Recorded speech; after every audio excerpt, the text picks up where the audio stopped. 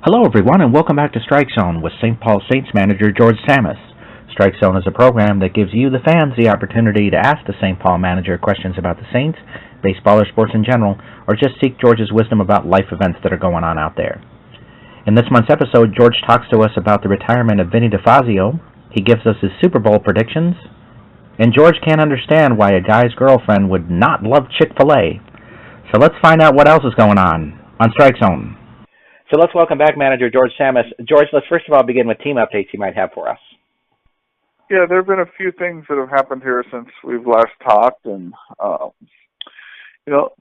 today we are signing a first baseman, a AAA, AA first baseman the last couple of years named Brady Shoemaker, who we feel will be a pretty big bat in the middle of the order for us, and those AAA players don't fall into your lap every day, and I know some other teams were after them, so it'll be good to have Brady Shoemaker with us. As we know, Angelo Sonko got a great opportunity to go down to Mexico, so he will go down there, and we'll miss his bat, and we wish him well. But again, you can never blame a player for going down to Mexico and making a lot more money down there. A sad day with Vinny DiFazio. And he retired, and it's too bad. He's a great Saint, a great guy to have. Everybody loved him. Just a real good guy, and so it is sad. It is sad to lose him. But it's Super Bowl weekend and exciting time, and it's after the Super Bowl. Then hopefully the signings will pick up even more, and so just wish it would get here a little faster. Now Shoemaker is going to, I'm assuming, coming into your first base position then. Is he a left-handed bat as well? No, right-handed hitter. He's a first baseman. He can play a little outfield as well, but as of right now, we have him penciled in first base, DH, and you just never know. We'll just see how things play out, but he can play outfield as well, too, so... but our plan is to use him first base, DH, and take it from there. Well, before we head into fan questions this month, I wanted to give you a chance to give us your Super Bowl prediction for this weekend. Exciting game, huh? Well, there's a lot of haters of the Patriots, so maybe a lot of people don't really care for the game, but I know I enjoy watching them, and obviously don't live too far away, and but Atlanta's real good, and it's going to be a real exciting game, and let's just go. I think Patriots, 34-27 Patriots. Well, I would figure you would go with your home team there, so to speak. Yeah, it's like I said. I know a lot of people; they're not very likable, and to so many people. So, again, there's reasons they're so good all the time. They're coached very well, a great quarterback. It's too bad Gronk's not playing, and you know what? The stories like Chris Hogan, for example. If you're a player out there in baseball, I don't care what sport it is, don't ever give up because you never know what's going to happen. Chris Hogan was a lacrosse player and bounced around a little bit, had trouble finding a job, and now he's in the Super Bowl with the Patriots. And people just read up on his story on how he got there, and that's a great story. And stories like that is why nobody should ever give up, and because you never know what's going to happen. Well, you talk quite frequently about how you admire Bill Belichick to be able to find those gems that nobody else is paying any attention to. You know what? Why do it seems like when he has their players ready to play all the time, and it seems like maybe a guy is somewhere else and just doesn't get the job done. And so many players just come to the Patriots and they fit right in. So that's the organization. They find the way to do it and get the right guys in there, and they're always prepared and ready to play. And it's pretty tough to be in the AFC Championship as many years. It's tough to do, and they always seem to be there, and now they're in the Super Bowl again. Well, before we talk about fan questions, there's all those crazy prop bets that come out, and I thought it'd be kind of fun if we just discussed a few of those for this month. So the over/under is 57.5. So do you believe that's over or under on that?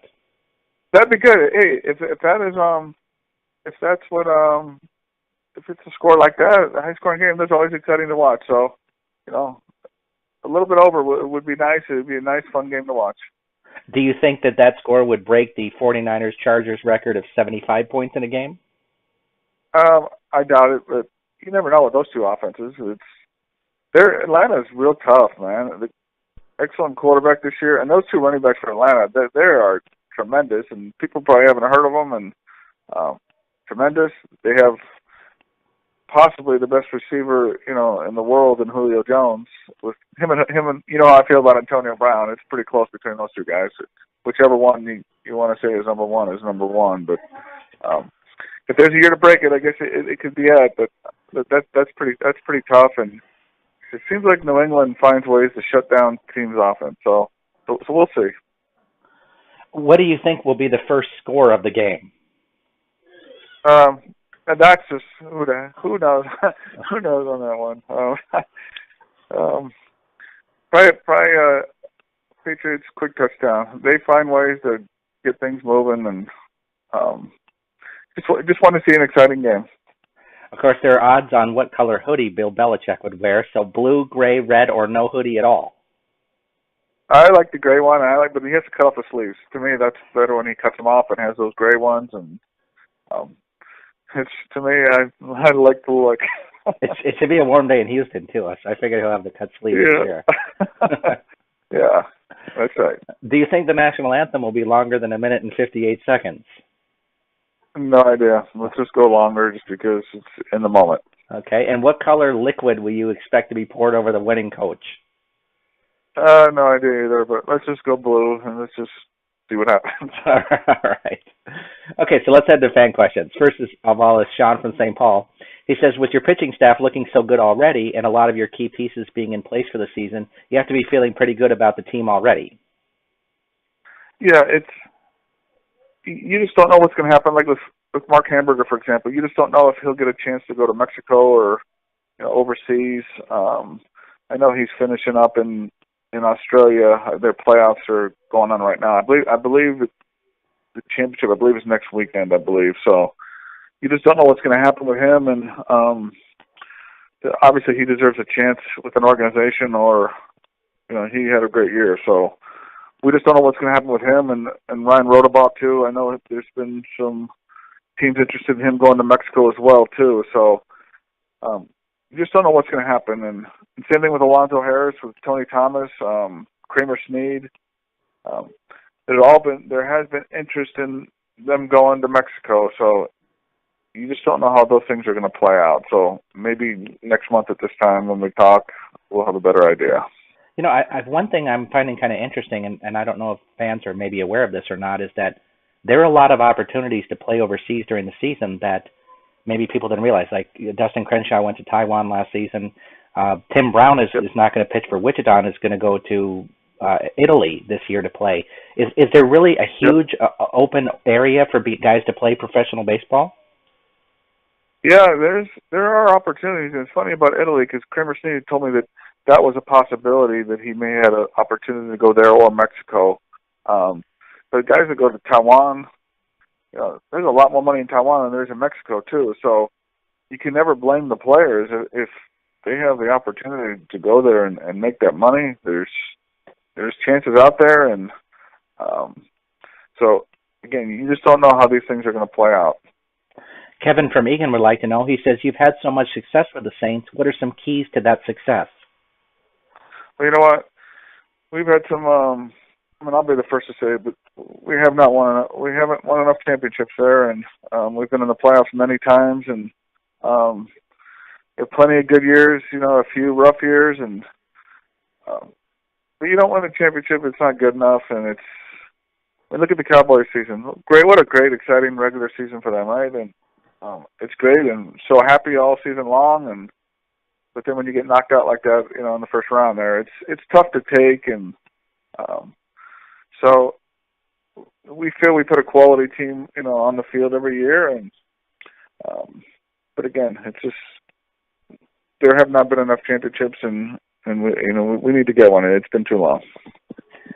Jim from Shakopee asked of you. He says Josh Romanski had his contract purchased. You have to be glad to see him go.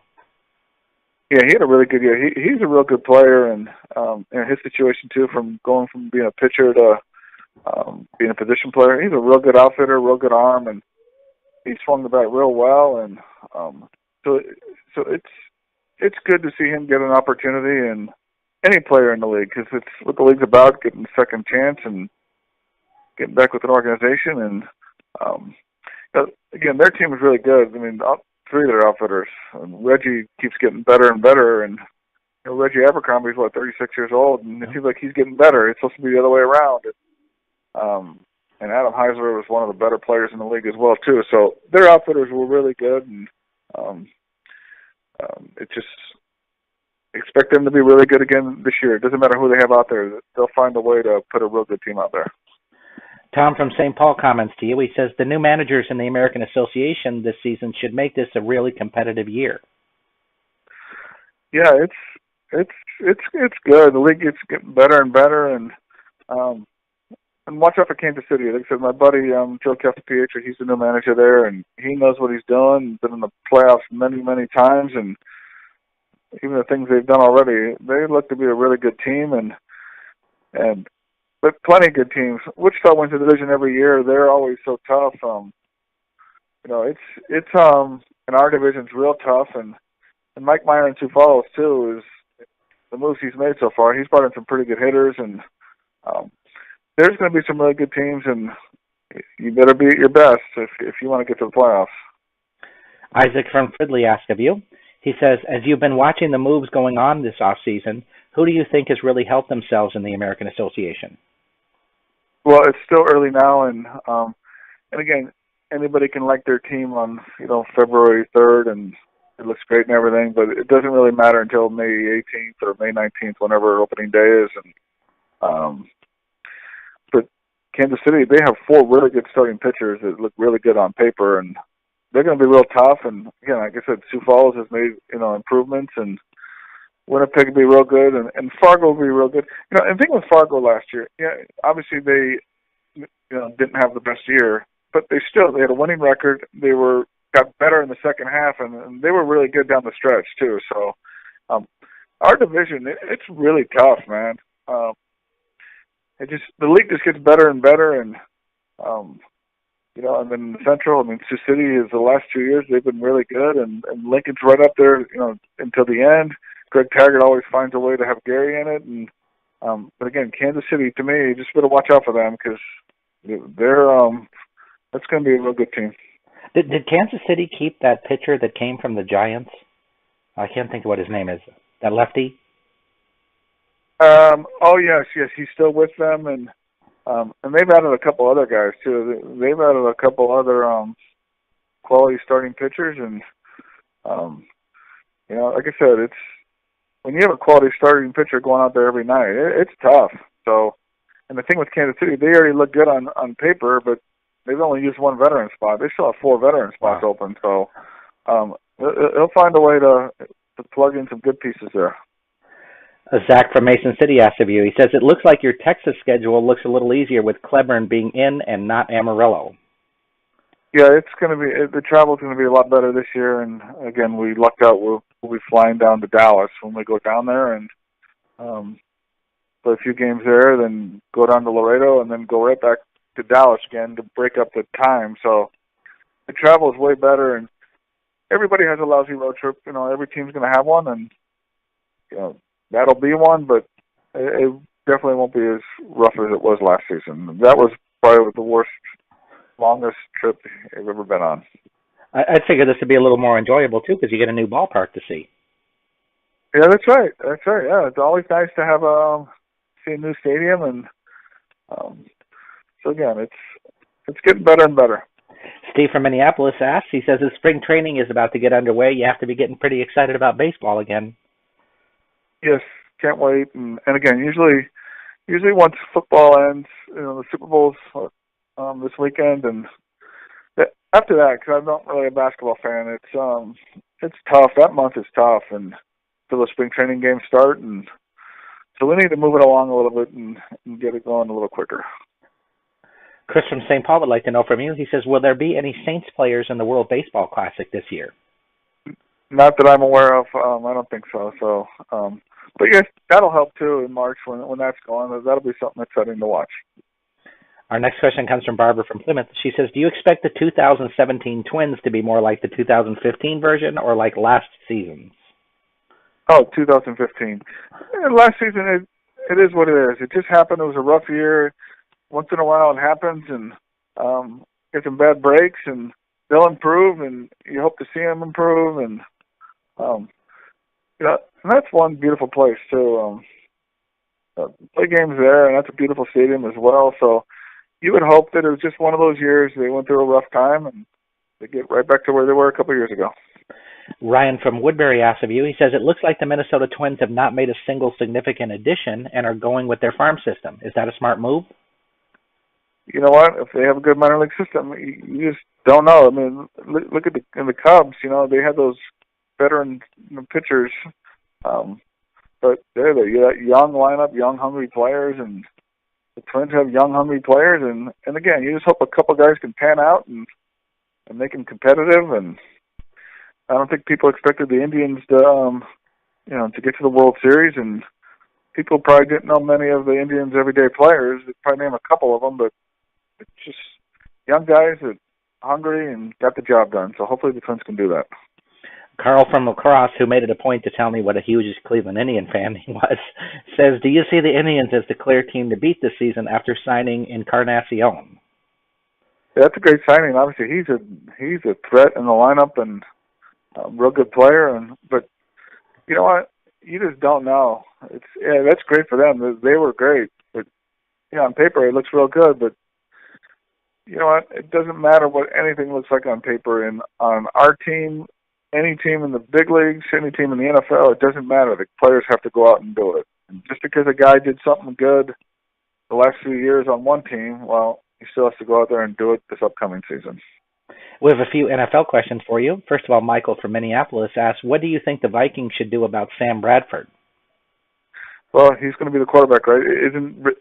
I thought I read. I don't really know any of the details. Is Bridgewater going to miss next season as well? Is that? Oh, I don't know. I didn't hear that. That could be true. I haven't heard that. Yeah, I thought I heard it that he won't have recovered by then. So that's too bad too. But you know what? It's a team game, and a lot of guys got to step up. And again, they started 5-0, and obviously things just went the other way. And it would be nice if they can just stay hot, get off to a good start again. And it'd be so nice to have them play in the Super Bowl in their own stadium. And again, not many people picked Atlanta to be in the Super Bowl this year, so why can't it be the Vikings next year? Phil from Detroit Lakes would like to know, who do you think should be the NFL MVP this season? Well, I think it should be Tom Brady, but because he is something else. But you know what? If Matt Ryan wins, you can't be surprised at that either. He's had a great year, and who knows where they would be without him. Lou from Stillwater says he knows you like both the Patriots and the Steelers, so the AFC Championship game must have been a real tough one for you. Well, they're fun to watch, and but again, the Patriots just seem to figure things out. And some of the Patriots, when they play, it always seems like at halftime they go make their adjustments, and they seem to always shut teams down in the second half. So great coaching, and but I do enjoy watching the Steelers, and you know my feelings about watching Antonio Brown play. What an exciting player! So, but the Patriots played a little better, and they're in the Super Bowl, and back to the Vikings getting in the Super Bowl. Again, it'd be great if they could play that Super Bowl in their home stadium. That is, I don't know the last time a team got to play in a Super Bowl in their stadium, so that would be a neat thing. I want to be there to see it if it happens. I don't think anybody's ever played in their own stadium for a Super Bowl, to be honest with you. Okay, well, you know what? It needs to happen. It needs to happen next year, and it'll be a great, exciting thing, and I want to be there to watch it, because that's one beautiful stadium. Our next question is, when do your camps expect to happen? Yeah, we just posted them the other day. We will have them. There are 2 camps, and the dates are, I'm just pulling this up here. Excuse me for not having this. It's June 27th, 28th, 29th, and then we're going to have another one July 10th, 11th, and 13th. So it's on the website. People can go look at it, and kids love it. And again, they get to play in a beautiful stadium that we have, and kids seem to keep coming back to it, so they really do enjoy it, and we hope that they learn something, and again, get to play where our guys play. Our last question of this month, which is one close, I know, to George's heart, is from Adam, says, my girlfriend does not like Chick-fil-A. A dumpable offense, isn't it? Yeah, I think so. I don't know the thought process on that one, but yeah, that's something she needs to come around on that. So if she doesn't, then you have a tough decision to make. Excellent. Thanks for joining us this month, George. We want to thank Manager George Tsamis for joining us on Strike Zone this month. If you have your own questions you'd like to ask the St. Paul Saints manager, just send them to us at AskGeorge@MinorLeagueSportsReport.com. That's AskGeorge@MinorLeagueSportsReport.com. Just as a reminder, we will only be recording the show once during the off-season, so please have your questions to us prior to the first of each month. I'm Rob Pannier, the managing editor of the Minor League Sports Report, and we'll see you next time on Strike Zone.